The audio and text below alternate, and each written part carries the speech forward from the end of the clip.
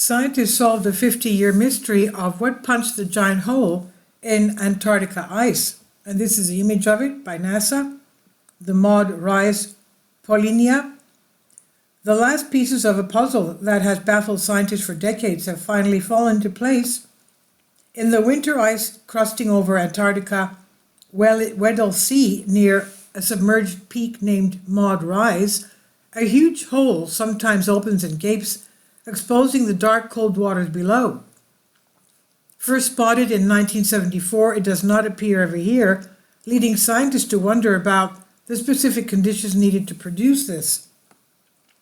In the years since the hole's reappearance in 2016-17, a solution has slowly come together using a combination of satellite imagery, floating autonomous instruments, seals wearing hats, and computational modeling. The answers are finally in, and they involve wind-dragging layers of water to create what's known as an Ekman spiral.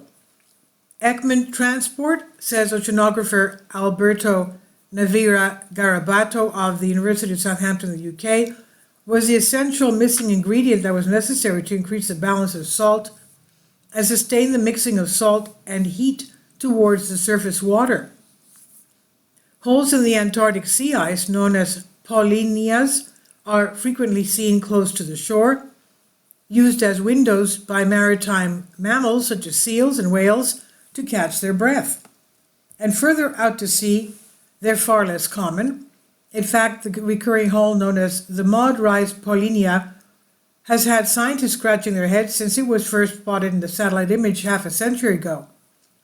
In 1974, the giant hole was around the size of New Zealand, so you can imagine how huge it was. It returned in 1975 and 76, though after that it only returned briefly and weakly, very without strength, until scientists suspected it might be gone for good.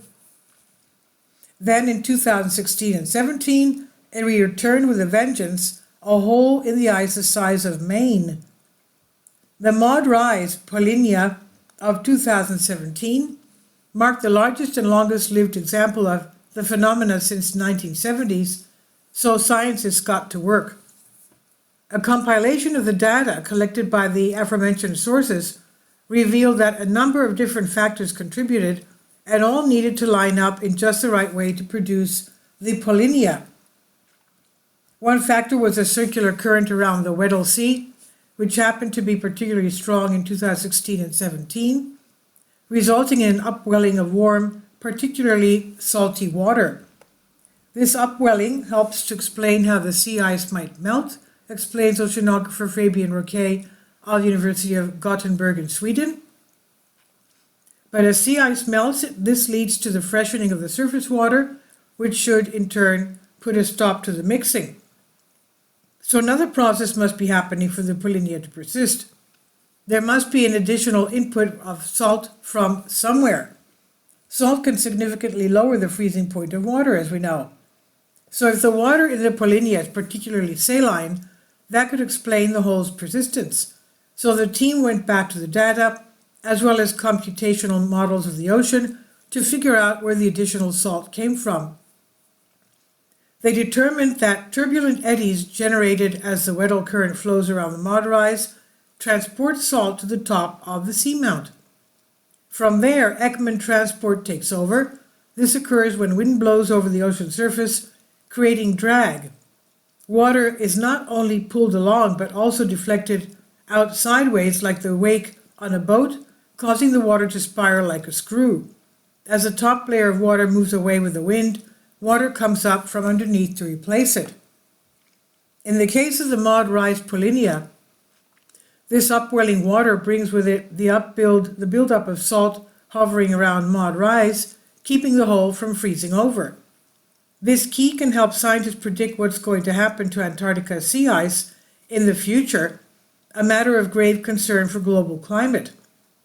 Climatologists are already predicting that Antarctica winter winds are going to grow stronger and more frequent, which could see more frequent huge polynyas in the years to come. In turn, this could have implications for the world's oceans. The imprint of polynyas can remain in the water for multiple years after they formed, says climatologist Sarah Gill of the University of California, San Diego. She says they can change how water moves around and how currents carry heat towards the continent. The dense waters that form here can spread across the global ocean, she said. The research was published in Science Advances. This is by Michelle Starr at Science Alert. Please leave your comments. Thank you for your support.